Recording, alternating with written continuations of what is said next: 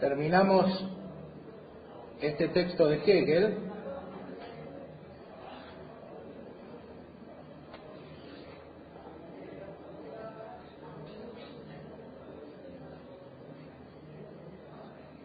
la verdad de la vida como absoluta unidad negativa estriba, por ende, en eliminar la individualidad abstracta, o lo que es igual, la individualidad inmediata, y en ser idéntica consigo misma como un idéntico, es decir, en ser como género igual a sí misma. Esta afirmación de Hegel tiene muchas consecuencias, porque todo el sentido de la filosofía es la desaparición de la individualidad personal o de la individualidad de cada sustancia particular. En este sentido, por más que Hegel se apoya verbalmente sobre Aristóteles,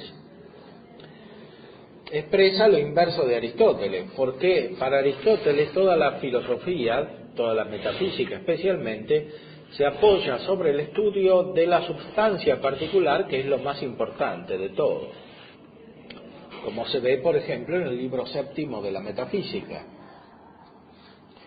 Para Hegel, la metafísica y por tanto la gnoseología tienen un sentido radicalmente diferente, tienen un sentido opuesto. Toda la filosofía, toda la metafísica y consiguientemente la gnoseología consisten en un ejercicio de desprendimiento de la individualidad particular. Toda la filosofía funciona por oposición a la sustancia particular.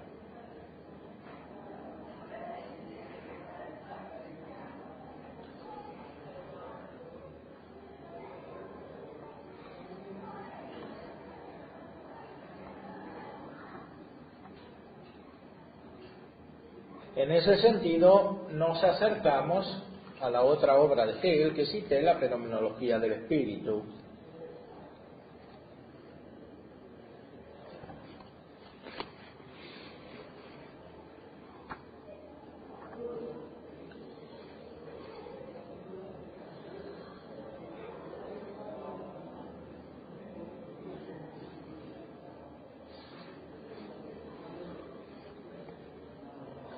La fenomenología del espíritu es justamente el esfuerzo por liberarse de la individualidad.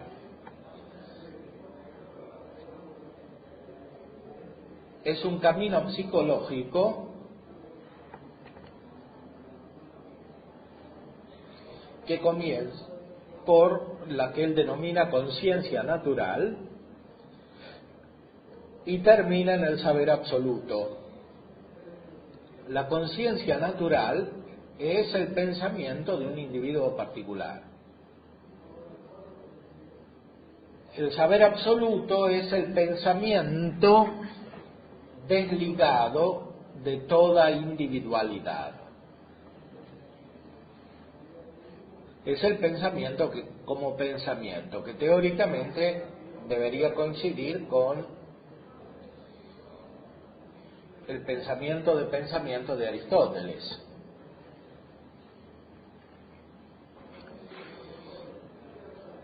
Ahora bien, el pensamiento de Aristóteles es Dios. En cambio, aquí no está Dios.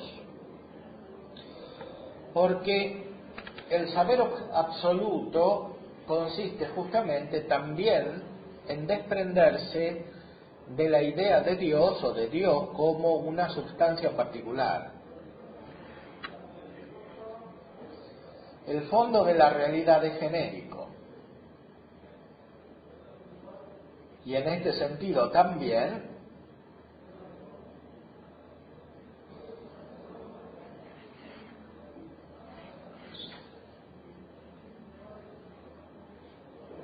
el camino de la fenomenología es el camino que desprende de toda conciencia particular.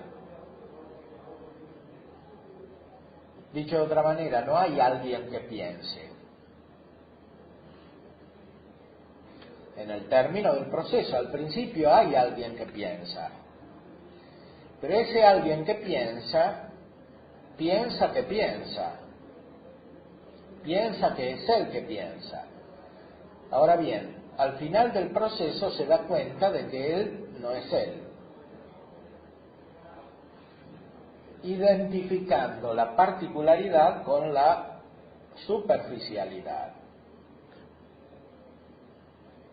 El camino de la fenomenología del espíritu, entonces, es el de hacer entrar desde lo exterior hacia lo interior. El camino de la ciencia de la lógica es el de fundar lo exterior desde lo interior. Ahora, en la esencia son lo mismo. Si se pudiese hablar de esencia en Hegel.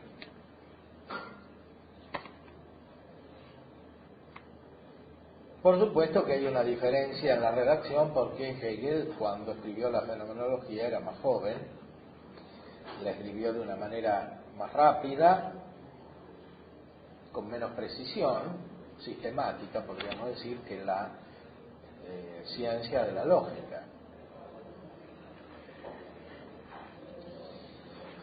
La ciencia de la lógica tiene un tipo de redacción más cuidado, y en cierta manera dentro de la lógica hegeliana, por supuesto. La fenomenología del espíritu es más espontánea, transmite más bien el estado sentimental de Hegel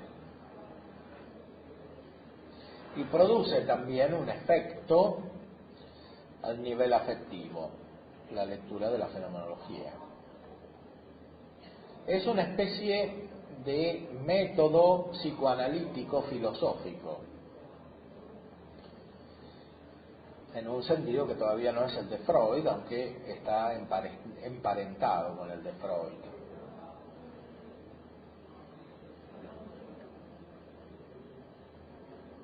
Podemos leer algunos pasajes de la fenomenología que ya expresan la esencia del sistema hegeliano.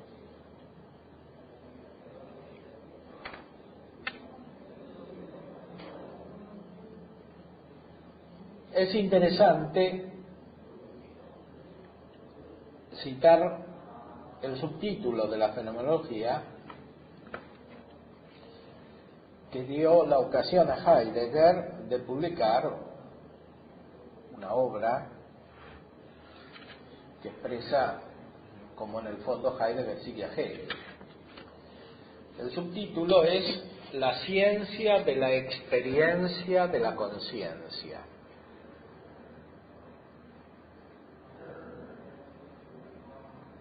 La ciencia de la experiencia de la conciencia. En este sentido, como les indicaba, se trata de un método de transformación psíquica. Esa transformación es una experiencia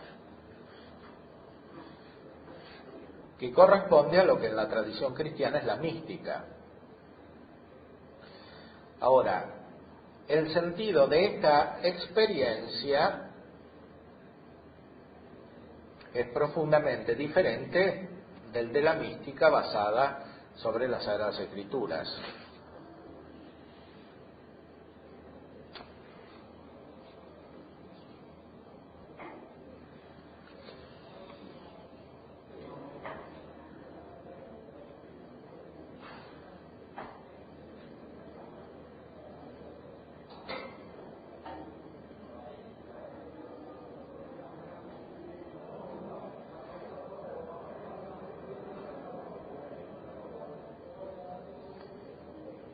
Dice Hegel,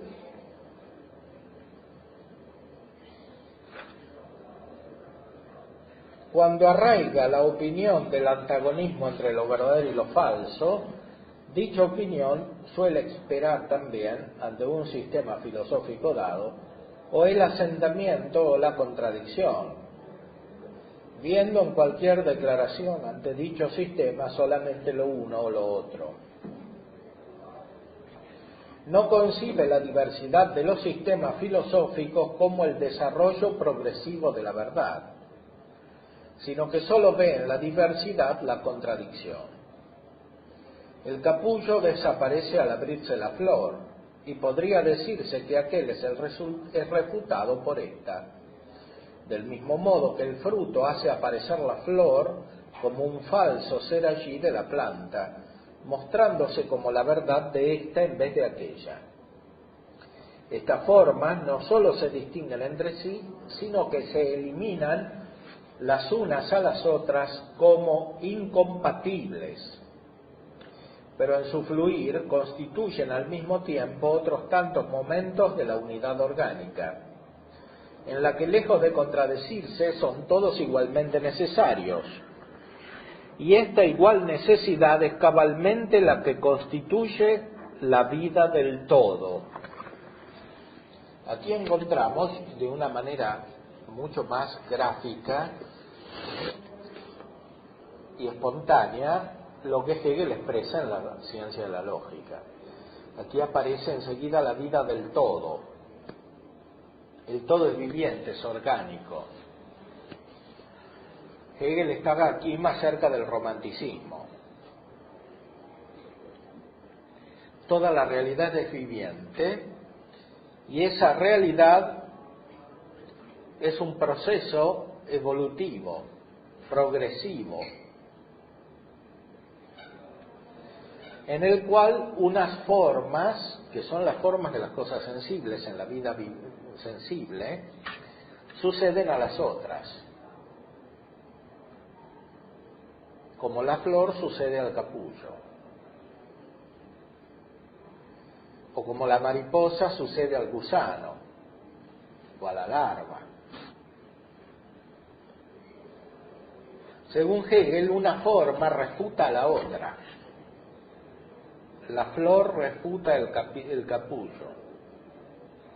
Se distingue del capullo oponiéndose al capullo. Evidentemente esta refutación no está en la realidad, es algo que se proyecta mentalmente hacia la realidad. En la mente está la refutación, pero no en la realidad.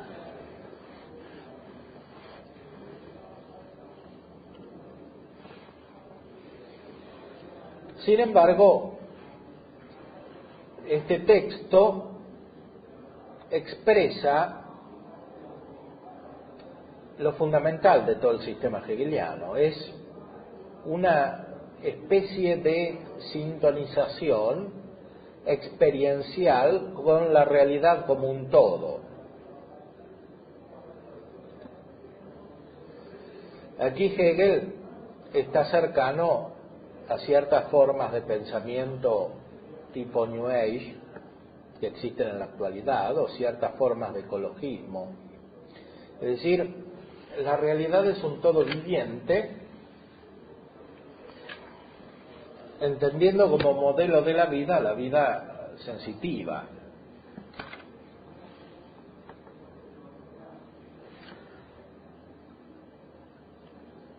En ese modelo todo fluye,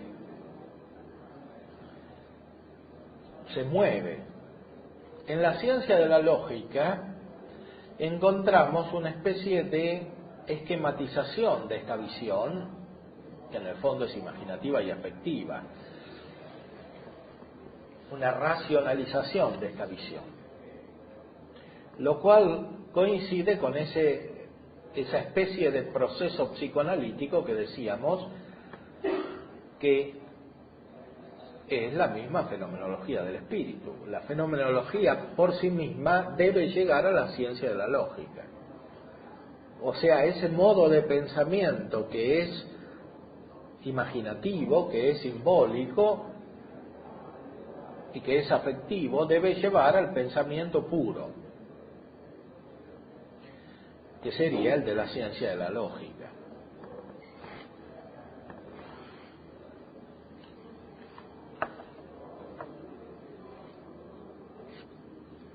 lo dice Hegel mismo aquí, este inicio de la formación tendrá que dejar paso enseguida a la seriedad de la vida pletórica, a la cual se adentra en la experiencia de la cosa misma. Y cuando a lo anterior se añade el hecho de que la seriedad del concepto penetre en la profundidad de la cosa, tendremos que este tipo de conocimiento y de juicio ocupará en la conversación el lugar que corresponde. Aquí hace una comparación con la profundización cultural, es decir, primero se comienza con un tipo de pensamiento vulgar, por decir así, después se llega al pensamiento científico, que es el pensamiento serio, según Hegel. Esto se da en la formación también educativa de los jóvenes, pasan de un pensamiento espontáneo a un pensamiento científico, que es para él sistemático, según la línea del racionalismo de la filosofía del siglo anterior, del siglo XVIII, en Alemania.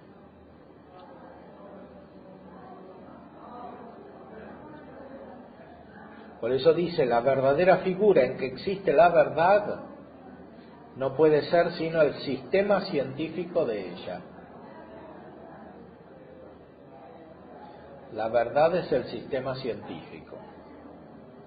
Ahora, en la ciencia de la lógica deja de lado esta visión, en cierta manera, todavía muy iluminista y optimista, y dirá claramente que la idea no coincide con el sistema. El sistema es solo una exteriorización de lo que es la idea, una exteriorización imperfecta de lo que es la idea.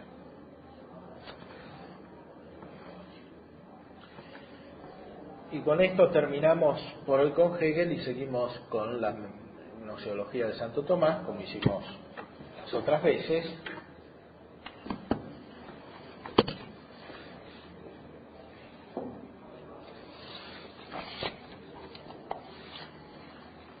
Vamos a la suma de teología, primera parte.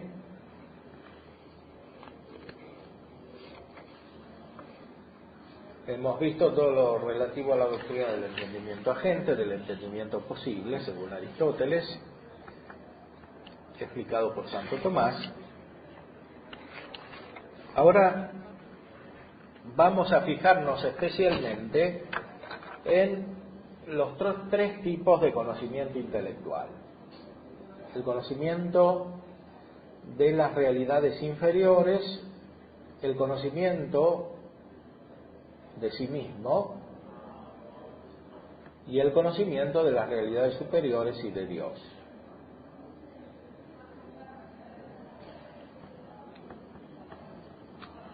Hemos comenzado explicando ya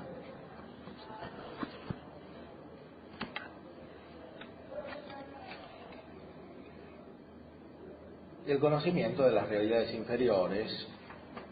Veíamos como especialmente importante la cuestión 84, artículo 5.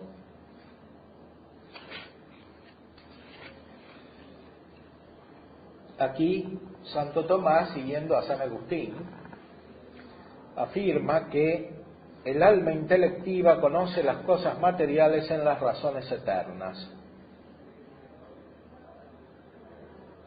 Recordemos, esto no significa que haya ideas innatas o que de Dios se reciban ideas, sino que por virtud del entendimiento agente que tiene la participación de las ideas divinas, se conocen las esencias de las cosas materiales. Ahora bien, ¿qué quiere decir que se conocen? Significa dos cosas. Primero, que se ponen en acto por la virtud del entendimiento agente.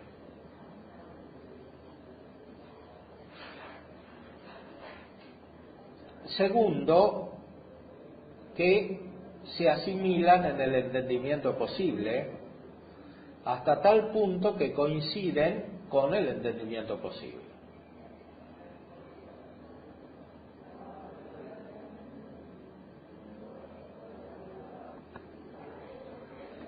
Coinciden con el entendimiento posible, en el sentido de la famosa frase del De Anima de Aristóteles, que dice que el alma es de algún modo todos los entes, taonta panta. Aristóteles lo dice también de otras maneras, es todo, en latín se traduce omnia, anima est quodam modo omnia, pero Aristóteles también lo dice de una manera todavía más marcada, más fuerte, el alma es de algún modo todos los entes.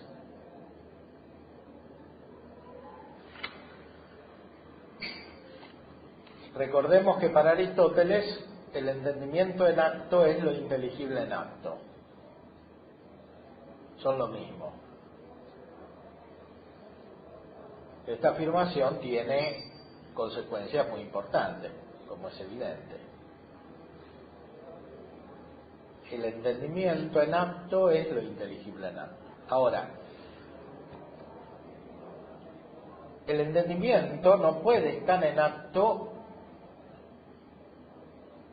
por sí mismo, sino que pasa de la potencia al acto. Es en cierta manera potencial, por eso se llama posible. ¿Cómo pasa de la potencia al acto? Pasa de la potencia al acto porque el entendimiento agente hace lo inteligible.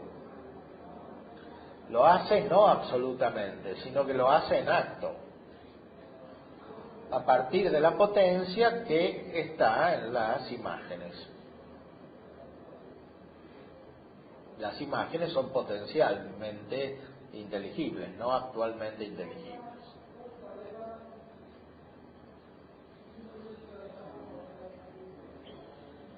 Por eso el hombre no entiende por ideas innatas, sino que entiende por la acción del entendimiento agente a partir de las imágenes que a su vez derivan de las cosas, no derivan, más bien son hechas o son producidas por el sentido en contacto con las cualidades sensibles de las cosas. Porque recordemos, también el sentido en acto es lo sensible en acto. No se identifica la cosa con la imagen, sino que la imagen es el resultado de la unión del sentido con las cualidades sensibles. Esas cualidades sensibles, por lo que tienen de físicas, están en acto, y por lo que tienen de cualidades sensibles en cuanto tales, están en potencia. Esas cualidades se ponen en acto cuando está el sentido, que es la potencia total, o sea, la potencia del alma con el órgano corporal.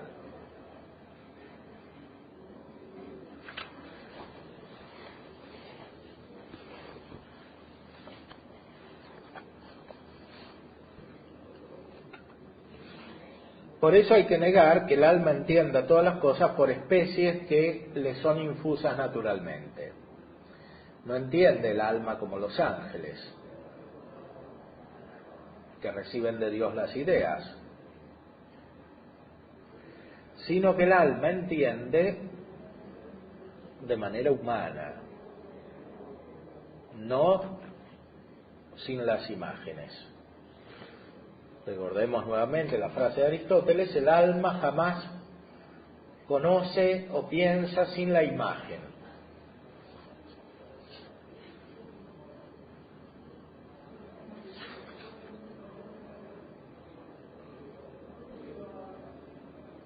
El intelecto, decía el mismo Aristóteles, es una tabula rasa, o está como una madera en la cual todavía no ha sido escrito nada,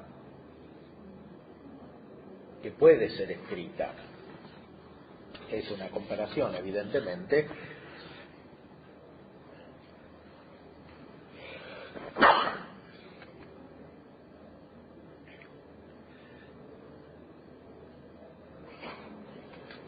Ahora,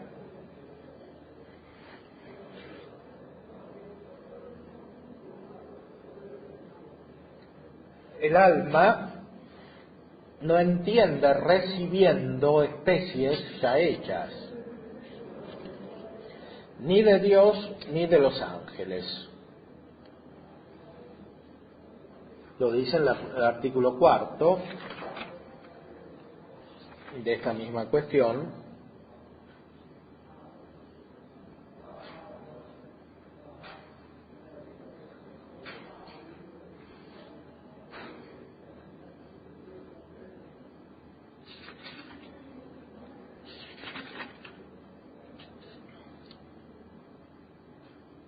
Y después, en el artículo 6, se afirma que el conocimiento intelectivo es tomado de las cosas sensitivas o sensibles, que es lo que ya hemos explicado.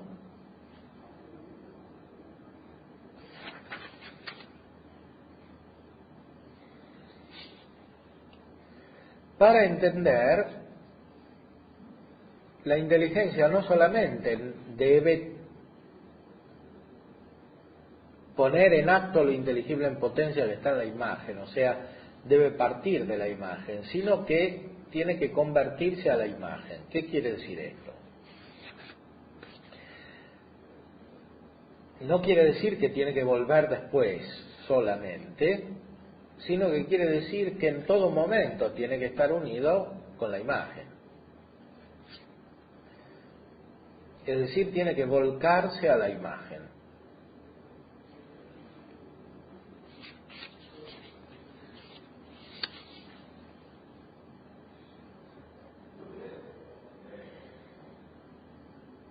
El objeto propio del intelecto humano, el cual está unido con el cuerpo, es la cuididad o naturaleza que existe en la materia corporal.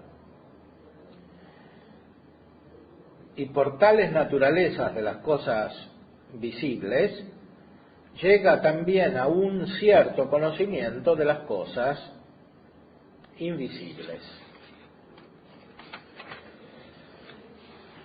Podemos poner una frase para explicarla.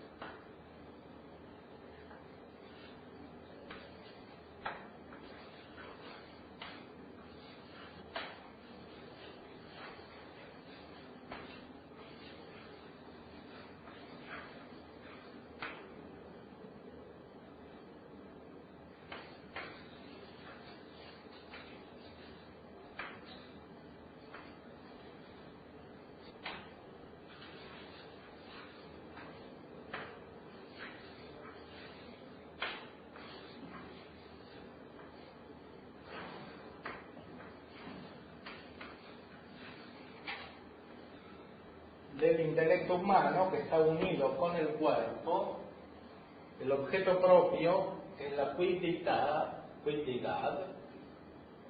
o naturaleza que existe en la materia corporal. Este es un principio de la filosofía aristotélica. Esto es lo que el hombre conoce directamente. Cuando Aristóteles dice que el hombre es de algún modo todos los entes, se está refiriendo principalmente a la cuididad de las cosas materiales. La onda, pues en el de alma. Recordemos que Aristóteles está cercano a Platón, y para Platón los entes son las ideas. Las ideas que son los modelos de las cosas materiales. Ahora, hay algo que está por encima de los entes, el uno, siguiendo la filosofía aristotélica, pero profundizándola, Santo Tomás enseña que la inteligencia humana está centrada en las cosas, en la esencia de las cosas materiales, pero desde ellas se eleva hacia lo superior a lo material, es decir, hacia la realidad divina. La realidad divina, en el sentido amplio que deriva de los griegos, incluye por un lado los ángeles y por otro lado viene propiamente Dios. Santo Tomás, más que la realidad divina, habla de las cosas inmateriales. Desde las cosas materiales nos elevamos a las inmateriales. Ahora, desde las cosas materiales no quiere decir desde los cuerpos, sino desde las esencias de las cosas materiales. Nos elevamos a algún conocimiento, a un cierto conocimiento, porque este no es un conocimiento proporcionado. El conocimiento proporcionado es el conocimiento de las cosas materiales, de la esencia de las cosas materiales.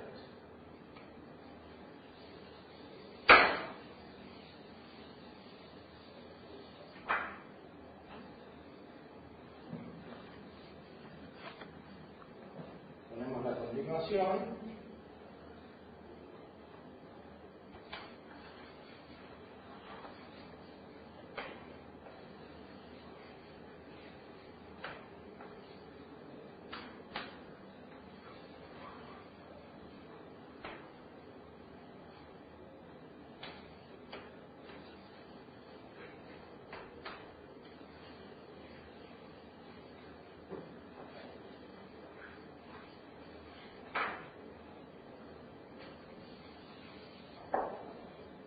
Aquí el pensamiento está matizado, es un cierto conocimiento, aliqualem cognitionem.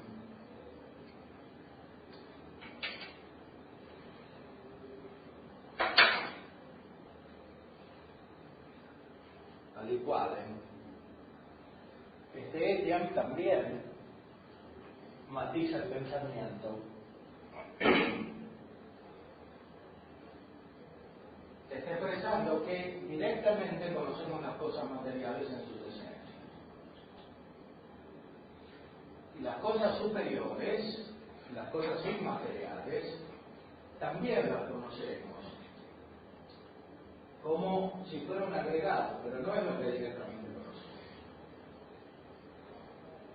Y las conocemos un poco, algo. Ese conocimiento es fatigoso, por eso usa el símbolo del ascenso. Hay que subir, como se sube con trabajo una montaña. Estas naturalezas, sirven como punto de partida. Fíjense que Santo Tomás dice que el punto de partida no son las cosas materiales, las cosas mismas, las cosas particulares, concretamente existentes, sino las naturalezas de las cosas materiales. Tales naturalezas, que son las naturalezas que ya están puestas en alto por la acción del entendimiento agente y la asimilación del entendimiento posible. Esto, por supuesto, es un comentario a la carta de San Pablo a los Romanos, capítulo 1, versículo 20, donde dice que las perfecciones invisibles de Dios las conocemos a partir de las realidades visibles. Por eso usa esas palabras en latín. Ahora, entre el conocimiento de las naturalezas de las cosas materiales y el conocimiento de las sustancias separadas y de Dios, está el conocimiento que el alma tiene de sí misma. Este conocimiento es en cierta manera intermedio entre un tipo de conocimiento y otro tipo de conocimiento. Porque el alma, como decía el Liber de Causis, inspirado en Proclo, está en el confín entre la eternidad y el tiempo. Está en el límite, o en el horizonte entre la eternidad y el tiempo.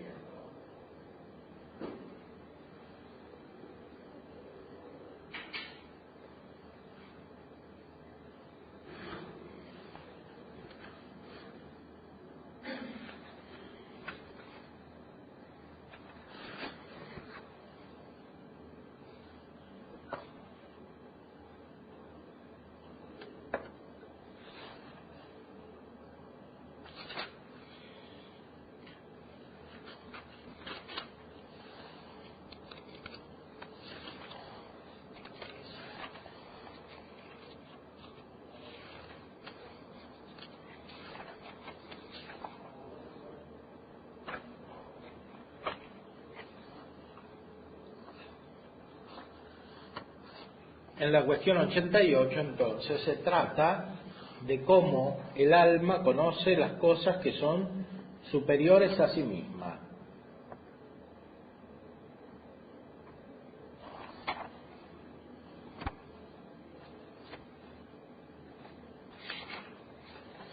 Esta cuestión hay que completarla con la cuestión 12, que trata del conocimiento de Dios, antes, en la misma primera parte.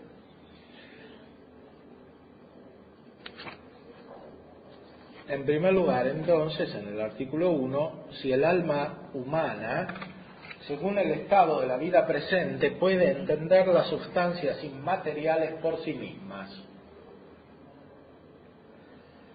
O sea, si el alma directamente puede entender a los ángeles y a Dios, a lo que no tiene materia.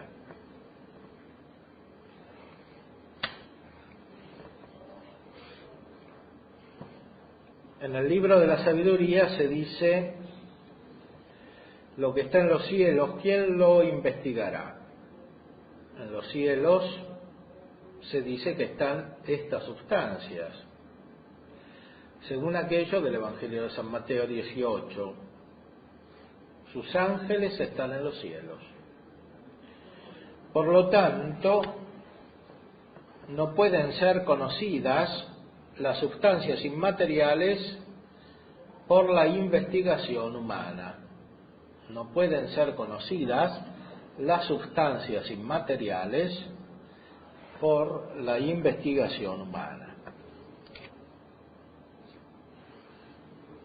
Hay que decir que, según la opinión de Platón, las sustancias inmateriales no sólo son entendidas por nosotros, sino que son entendidas primero por nosotros. O sea, el pensamiento platónico pone como objeto primario del entendimiento humano, y directo y proporcionado, lo que está separado de la materia, las realidades separadas de la materia, que Platón llamaba ideas. Afirmó Platón que las formas inmateriales subsistentes, que llamaba ideas, son los objetos propios de nuestro intelecto, propria obiecta. Aquí está toda la contraposición con Aristóteles. Para Aristóteles el objeto propio es la naturaleza de la cosa material. Y de esta manera, en primer lugar, y por sí mismas, son entendidas por nosotros. Se aplica, sin embargo, el conocimiento del alma a las cosas materiales en cuanto que con el intelecto se mezcla la fantasía y el sentido. O sea, para Platón directamente conocemos lo inmaterial y a esto se agrega o se mezcla el conocimiento sensitivo. La palabra mezclar indica una composición externa. Por eso, cuanto más el intelecto estuviere depurado, tanto más percibirá la verdad inteligible de las cosas inmateriales. O sea que hay que separarse del conocimiento sensitivo para captar lo inmaterial, que es el objeto propio del entendimiento. Pero según la sentencia de Aristóteles, que más bien experimentamos, nuestro intelecto, según el estado de la vida presente, tiene un respecto natural a las naturalezas de las cosas materiales. Y por eso nada entiende sino convirtiéndose a los fantasmas. Como se ve por lo dicho. Aquí es interesante el modo de hablar. Dice Santo Tomás que lo que dice Aristóteles lo experimentamos más.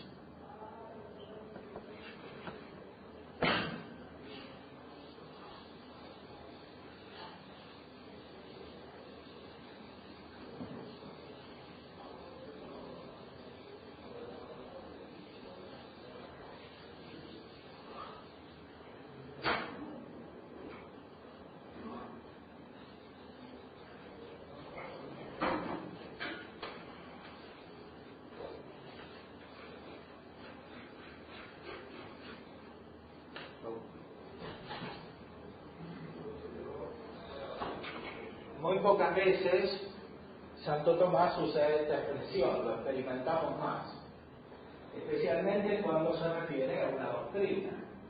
La usa cuando se refiere a Dios o a un estado interior, pero no a una doctrina. Dice, experimentamos más lo que dice Aristóteles.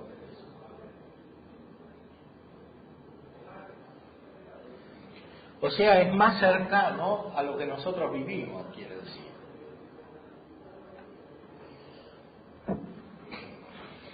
Nosotros vivimos en contacto con las realidades materiales por los sentidos, pero también nuestra inteligencia de alguna manera está volcada a las cosas materiales para entenderlas.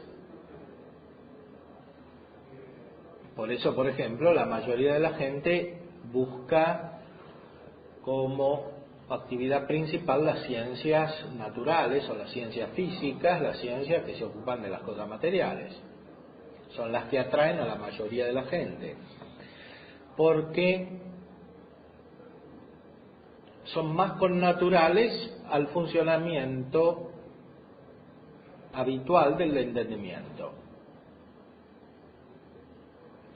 Para acceder a la metafísica hace falta un esfuerzo, porque la metafísica trata de lo que no tiene materia.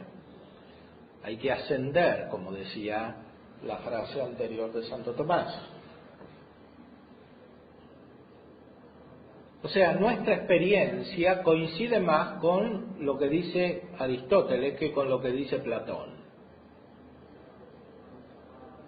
Y así es manifiesto que las sustancias inmateriales, que no caen bajo el sentido y la imaginación, en primer lugar y por sí, según el modo del conocimiento que experimentamos, no lo podemos entender. No las podemos entender en sí mismas directamente, esas realidades inmateriales.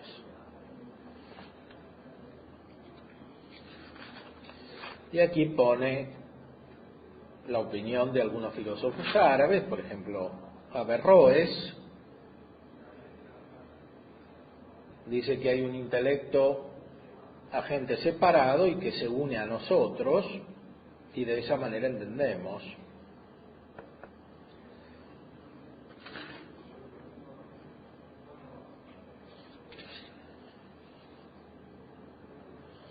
Dice entonces concluyendo el artículo, el intelecto agente no es sustancia separada, o sea, sustancia separada del alma humana, sino que es una cierta virtud o potencia del alma que se extiende activamente a aquellas cosas a las cuales se extiende receptivamente el entendimiento posible. Porque, como se dice en el tercer libro de Ánima, el intelecto posible es aquel por el cual todas las cosas se hacen. Y el intelecto agente es aquel por el cual, el intelecto posible es aquel por el cual todas las cosas son hechas. El intelecto agente es aquel por el cual todas las cosas se hacen, o el que hace todas las cosas. De uno y otro intelecto hay que decir que se extienden según el estado de la presente vida a las cosas materiales solas, las cuales el intelecto agente las vuelve inteligibles en acto y son recibidas en el entendimiento posible. Por eso, según el estado de la presente vida, ni por el intelecto posible ni por el intelecto agente podemos entender las sustancias inmateriales según sí mismas. O sea, toda la explicación del proceso del conocimiento sirve para las naturalezas de las cosas materiales, no para el conocimiento de lo separado de la materia, y por lo tanto tampoco sirve para el conocimiento metafísico, porque el conocimiento metafísico alcanza lo que está separado de la materia, aunque a veces exista con materia. O sea, cuando conocemos metafísicamente y cuando conocemos a Dios y a las sustancias separadas, a los ángeles, los conocemos de otra manera, no como conocemos las cosas materiales. Aunque el punto de partida es el conocimiento de las naturalezas de las cosas materiales.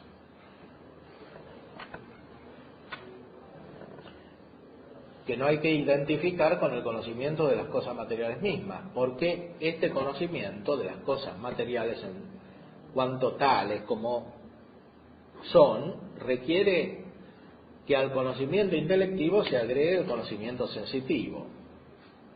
De otra manera no se puede conocer lo particular.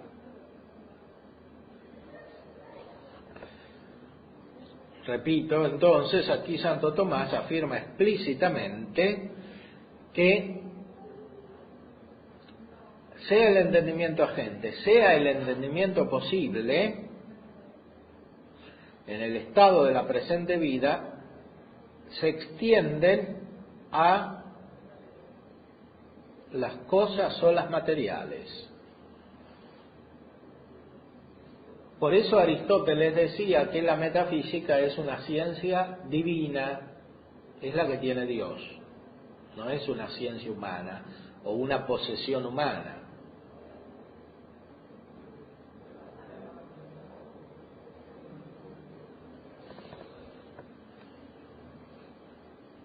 Y por eso la tiene Dios principalmente y los hombres solo cuando Dios la comunica.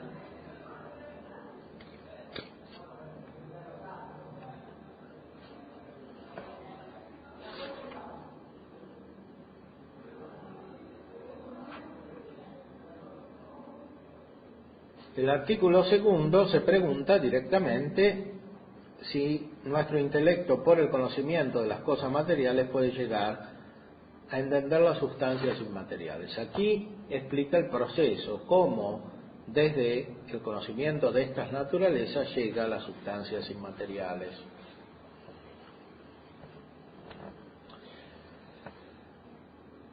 Está citado Dionisio, que es el gran doctor del conocimiento de Dios, del conocimiento místico, por lo tanto. Dionisio dice en el primer capítulo del libro de los nombres de Dios que por las cosas sensibles conocemos las inteligibles. Y por las compuestas conocemos las cosas simples. Por las cosas corporales conocemos las incorporales, que no pueden ser aprehendidas.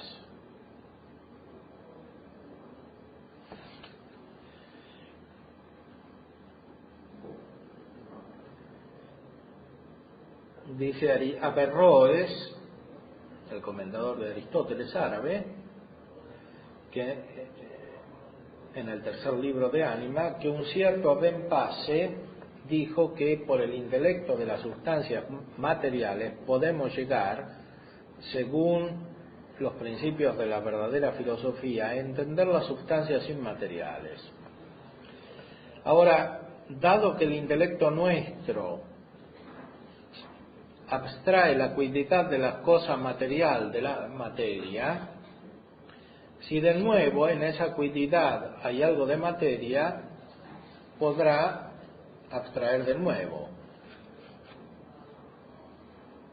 Y dado que esto no puede proceder hacia el infinito, solamente se podrá llegar a entender una cierta cuididad que sea totalmente sin materia. Y esto es entender la sustancia inmaterial. Pero esto se diría de manera real si las sustancias inmateriales fuesen formas y especies de estas cosas materiales, como dijeron los platónicos. Pero dado que esto no es así, y supuesto que las sustancias inmateriales son de una condición o razón totalmente diversa de las cuididades de las cosas materiales, por más que nuestro intelecto abstraiga la cuididad de la cosa material de la materia, nunca llegará a algo similar a la sustancia inmaterial. Y por eso, por las sustancias materiales, no podemos entender perfectamente las sustancias inmateriales. Por eso, por las sustancias materiales, no podemos perfectamente entender las sustancias inmateriales. O sea, por un lado, las naturalezas de las cosas materiales son punto de partida, pero por otro lado no son suficientes para entender las cosas inmateriales. O sea, en sí mismas directamente no las conocemos. Porque lo que conocemos de las cosas naturales, materiales, no es suficiente para aprehenderlas. Aprender.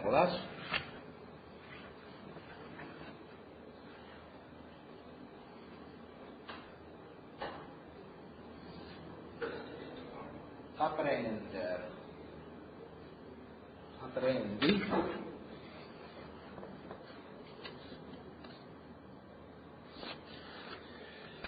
No se pueden aprehender. Captar quiere decir en su totalidad.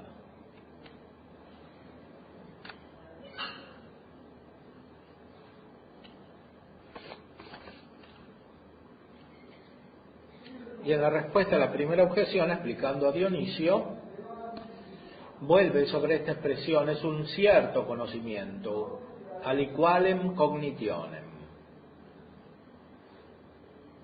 A partir de las cosas materiales podemos ascender a un cierto conocimiento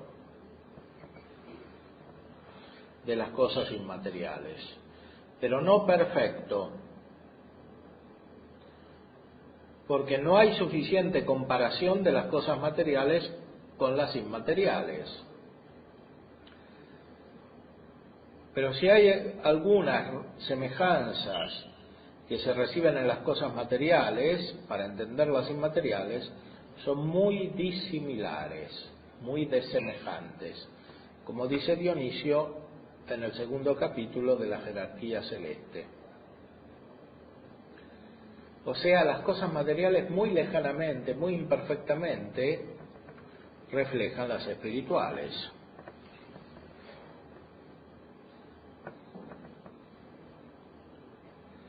Respuesta a la segunda objeción, aquí también hay algo importante, es la referencia a Aristóteles, que está siempre supuesta. Santo Tomás combina la teoría del conocimiento de Dionisio con la de Aristóteles. Ahora, Dionisio tiene influjo platónico y Santo Tomás con Aristóteles se opone a Platón. Por eso a través de Dionisio se reintroducen algunos elementos platónicos, pero perfeccionados.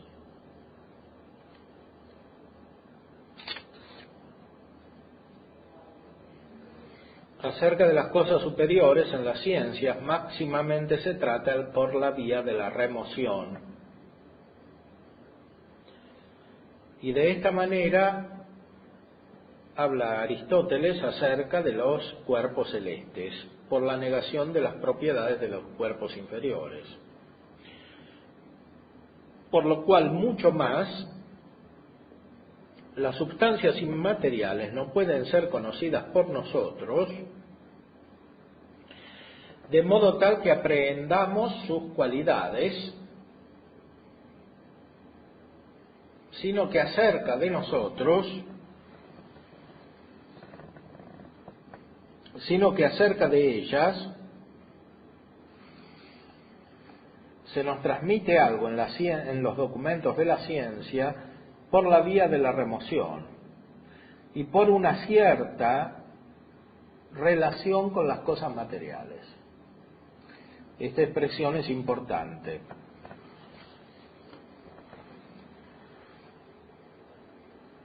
En primer lugar, no entendemos las cualidades de las cosas inmateriales, de las realidades superiores a la materia. No entendemos las esencias. Algo captamos. Lo captamos por la vía de la afirmación y por la vía de la negación.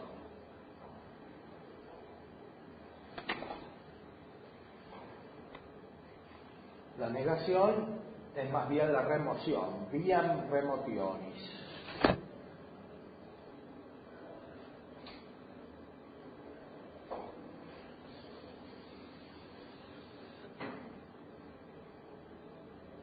Se quita algo para que se vea otra cosa. La vía afirmativa es una especie de conexión que hay entre las cosas espirituales y las materiales.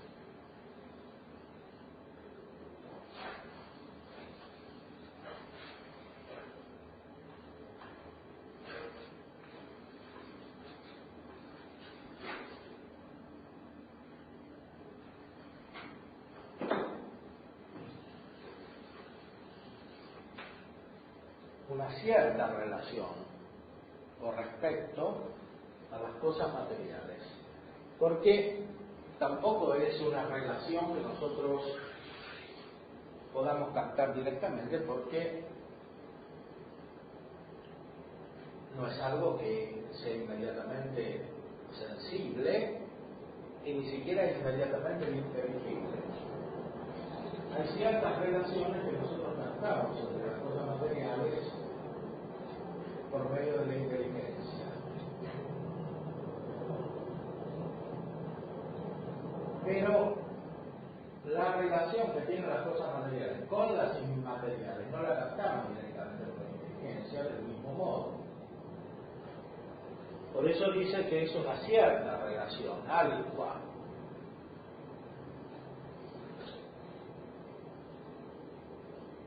Y no es una relación propiamente, sino una habitud, es decir, un respecto, que quiere decir un estar una cosa frente a la otra. Las cosas materiales están conectadas con las inmateriales, pero nosotros no conocemos bien la conexión.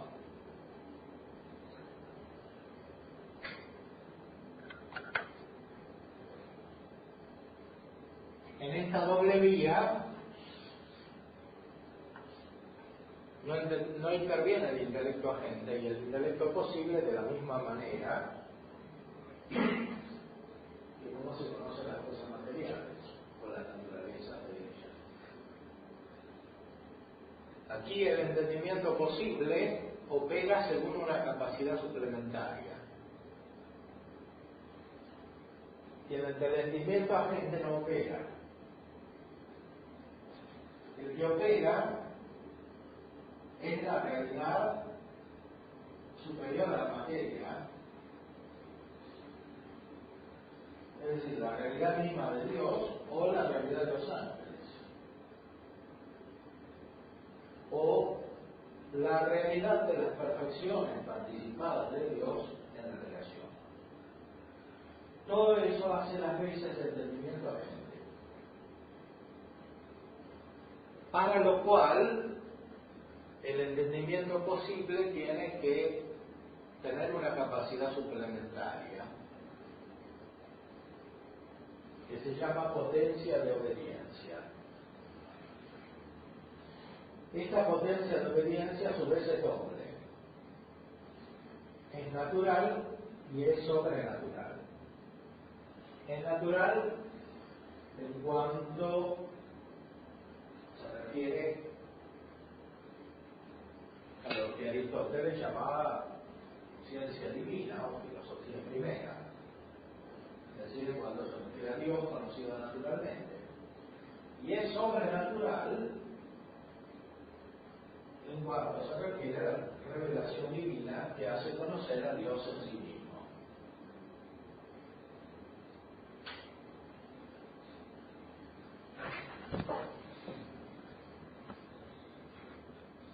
Por lo cual es evidente que, como dice el artículo 3, Dios no es lo primero que la mente humana conoce. A diferencia de la posición platónica o de las posiciones que se inspiran en Platón o que lo siguen de una manera más o menos transformada. Teológicamente, aquí Santo Tomás cita el Evangelio de San Juan: a Dios nadie lo vio jamás, dice el prólogo del Evangelio. Dado que el intelecto humano, según el estado de la vida presente, no puede entender las sustancias inmateriales creadas, como se dijo, mucho menos puede entender la esencia de la sustancia increada. Por lo cual, simplemente hay que decir que Dios no es lo primero que es conocido por nosotros, sino que más bien por las criaturas alcanzamos el conocimiento de Dios. Según aquello del apóstol San Pablo en la carta a los Romanos 1:20, las realidades invisibles de Dios, por medio de lo que ha sido hecho, son contempladas. Ahora, lo primero que se entiende por parte nuestra, según el estado de la presente vida, es la quiddità de la cosa material, que es objeto de nuestro intelecto, como ha sido dicho muchas veces. La quiddità de la cosa material.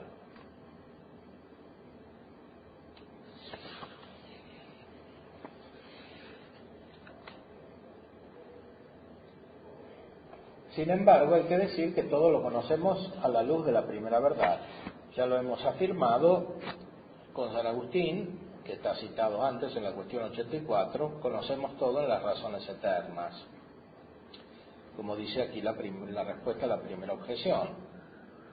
Todo lo conocemos a la luz de Dios, no quiere decir que Dios es lo primero que conocemos. En cierta manera, Dios es lo último que conocemos.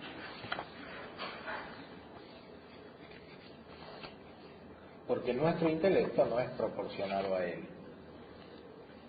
Es un intelecto débil, es decir, es proporcionado a la naturaleza, a las esencias de las cosas materiales.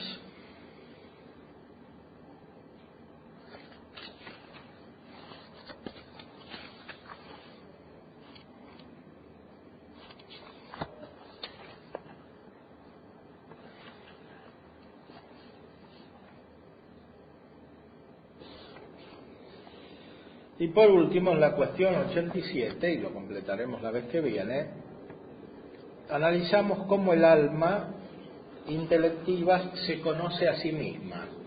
Este tipo de conocimiento, dijimos, es intermedio entre los otros dos.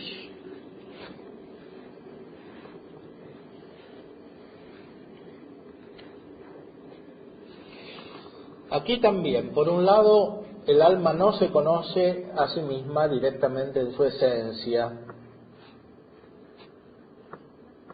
pero por otro lado, el alma es proporcional a sí misma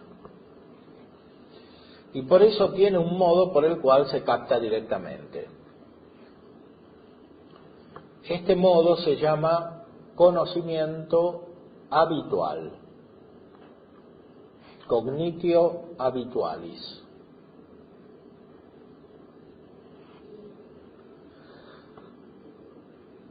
La diferencia del conocimiento actual, el conocimiento actual es aquel por el cual el alma se capta directamente después de haber captado la esencia de las cosas materiales, por medio de un proceso complejo.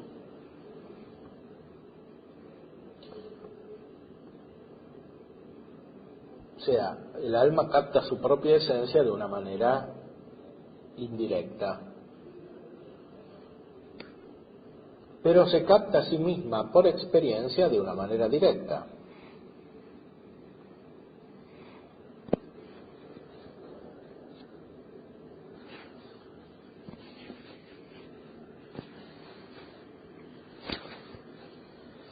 Hay que decir que cada cosa es cognoscible en cuanto está en acto y no según que está en potencia, como se dice en el libro 9 de la Metafísica. Pues algo es ente y verdadero cuando cae bajo el conocimiento según que está en acto. O sea, ser ente y ser verdad es siempre estar en acto. Y eso es lo que hace cognoscible a algo.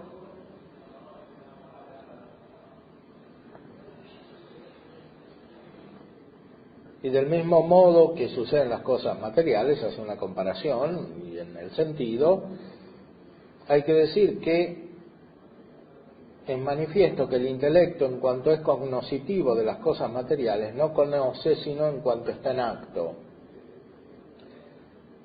Y por eso no conoce la materia prima, sino según una proporción a la forma. Y por eso también a las sustancias inmateriales, en cuanto que cada una de ellas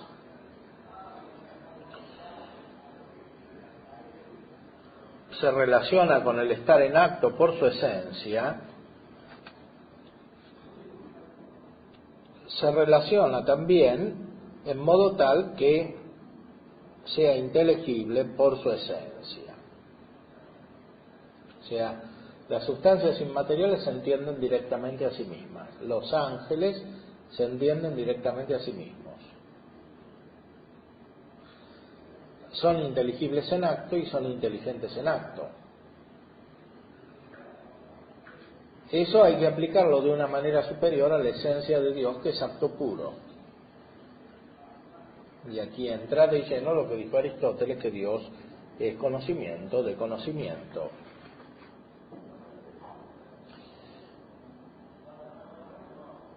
Es evidente que el alma humana no conoce de esta manera porque no está totalmente en acto. En efecto, el alma humana actualiza el cuerpo, es acto por supuesto, pero es un acto que está reducido por la potencia, que está combinado con la potencia. Es un acto limitado por la potencia. Y por eso no se conoce totalmente a sí misma, porque ni está en acto, y por lo tanto no es totalmente inteligente, ni está en acto y por lo tanto es totalmente inteligible.